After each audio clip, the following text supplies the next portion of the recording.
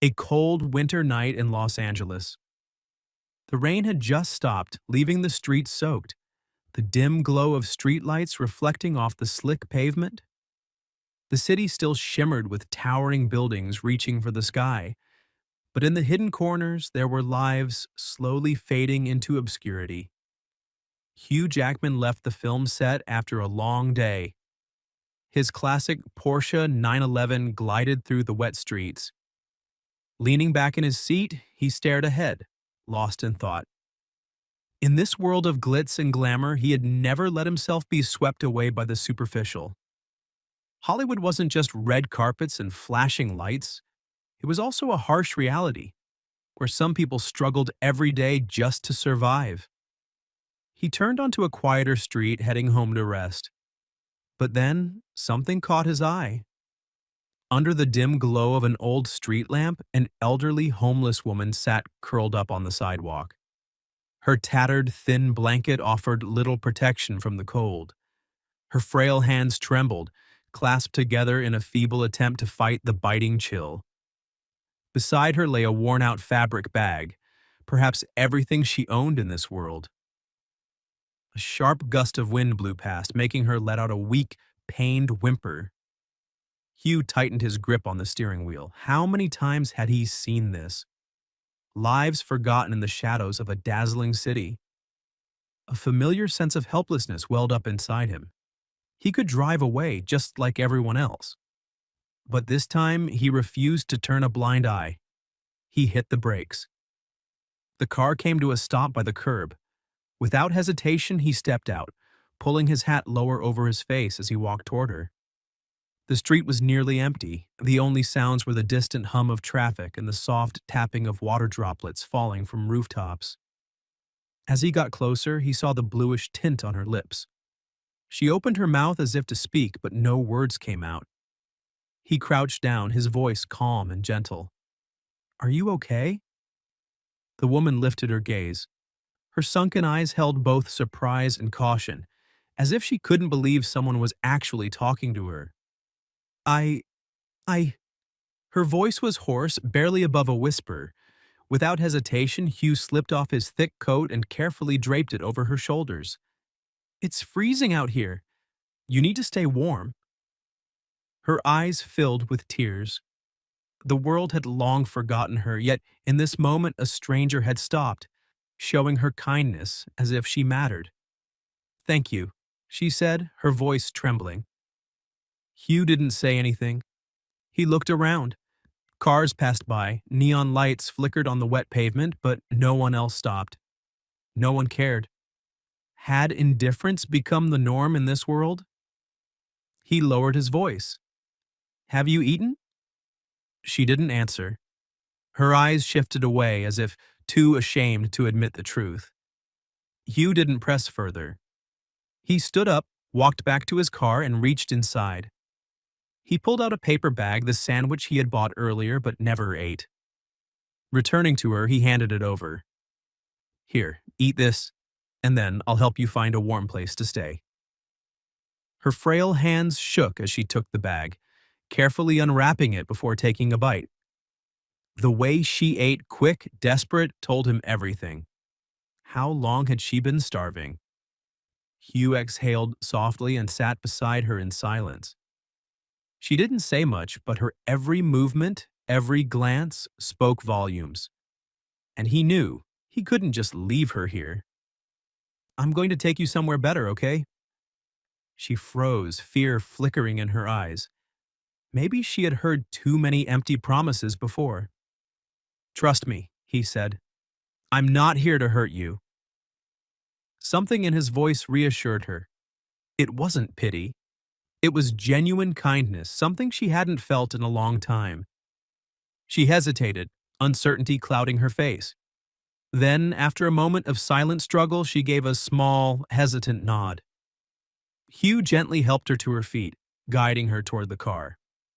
As he opened the door, she hesitated, her eyes filled with uncertainty. "I won't make your car dirty, will I?" That sentence hit Hugh like a knife to the heart. He crouched down, carefully taking her frail hand in his. "You deserve help, Get in, I'll take care of you. Maggie looked at him, her eyes brimming with emotion. Then slowly she allowed him to help her into the passenger seat. Hugh shut the door, taking a deep breath. Tonight he wasn't just helping someone, he was changing a life. The Porsche 911 glided down the quiet streets.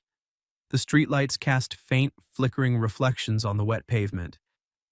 Inside the car there was only silence. Hugh glanced at her. She sat curled up, gripping the coat he had given her, clutching it tightly as if afraid this moment of kindness might disappear like a dream.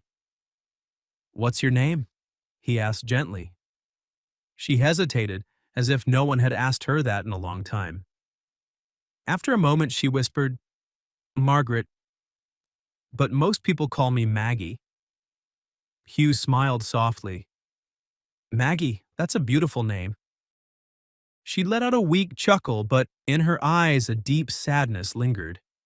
"You're the first person to say that in years." Hugh didn't respond, not because he didn't know what to say, but because he understood. Maggie had lost more than just a home. She had lost the feeling of being seen. "Do you have any family?" he asked. Maggie gazed out the window, her expression distant and empty. "I used to," she murmured. "A small house in the suburbs.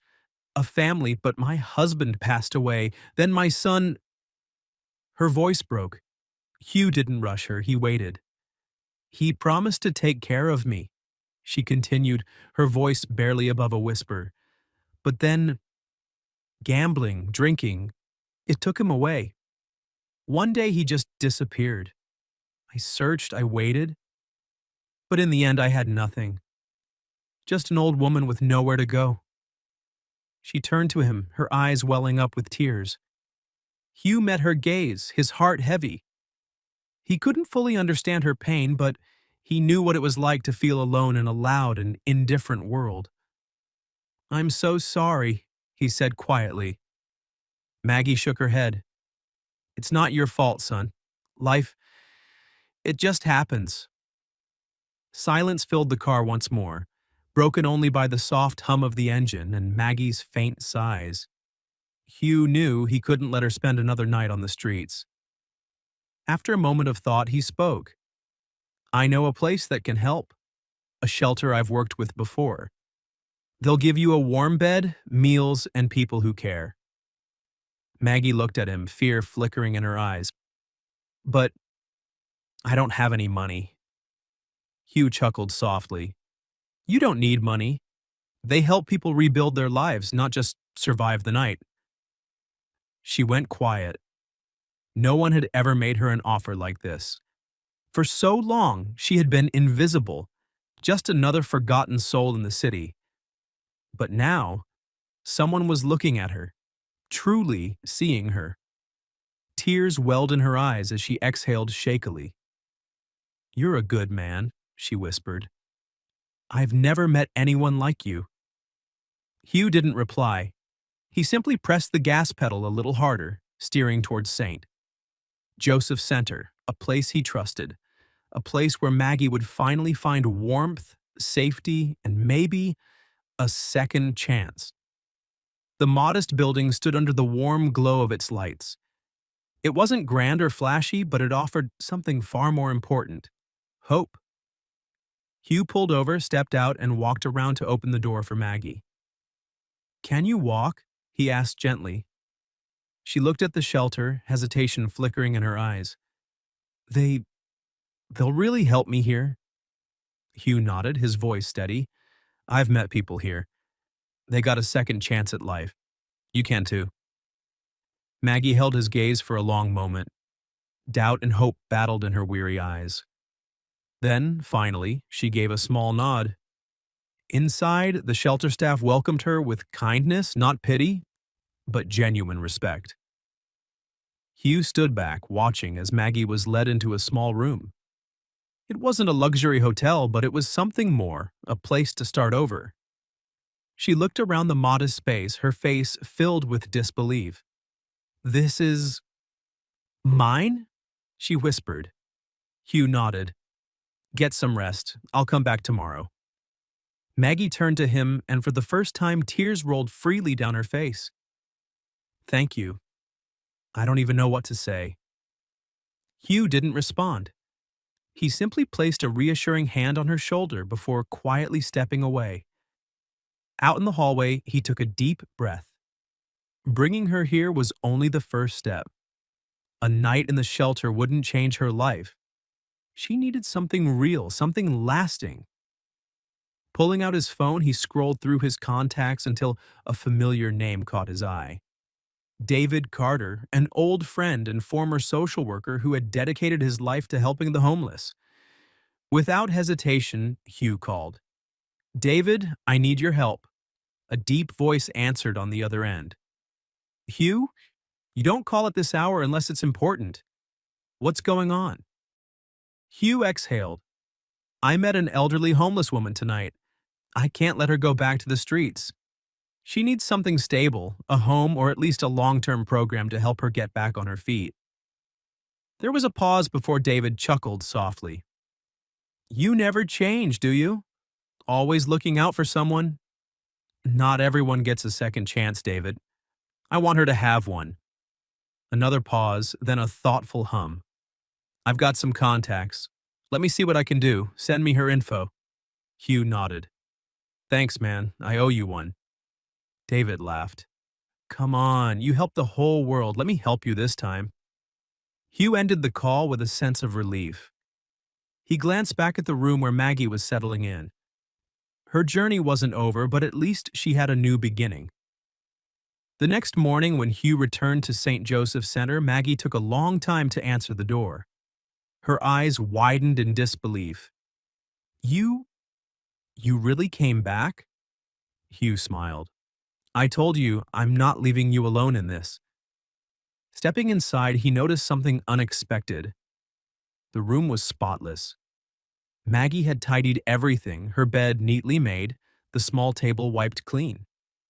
It was as if she wanted to prove that she wasn't just someone in need, but someone who still had value. You didn't have to do all this, he said softly. Maggie looked at him, and for the first time, there was no fear in her eyes, only a quiet glimmer of hope. A week later, with David's help, Hugh secured a small apartment for her. It wasn't extravagant, but it was warm, safe, and most importantly, it was hers. As they drove to her new home, Maggie sat silently beside him, clutching the fabric of her coat.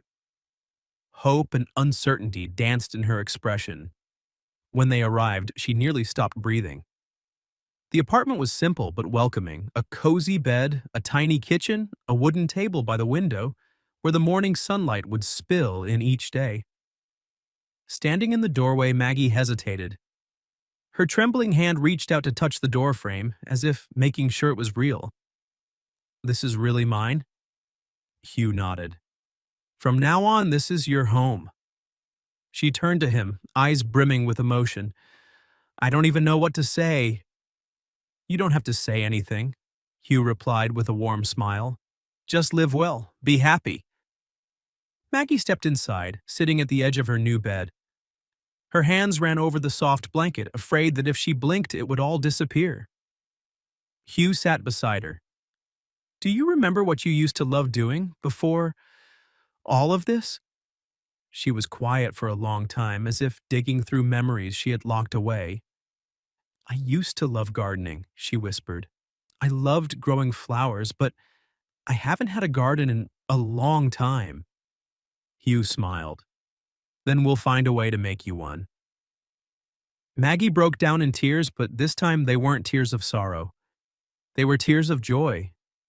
Over time, Maggie adjusted, slowly rediscovering joy in life. One afternoon when Hugh visited, he found her on the balcony carefully tending to small pots of soil. Tiny blossoms had begun to bloom, stretching toward the sunlight. Maggie looked up, her eyes shining with a happiness he had never seen in her before. You gave me a miracle, she said softly. Hugh shook his head, smiling. No, Maggie, you created this miracle. She chuckled, the wrinkles on her face softening into something beautiful. In a quiet corner of a dazzling city, a life once forgotten was now flourishing, like those small, resilient flowers growing strong, reaching for the light.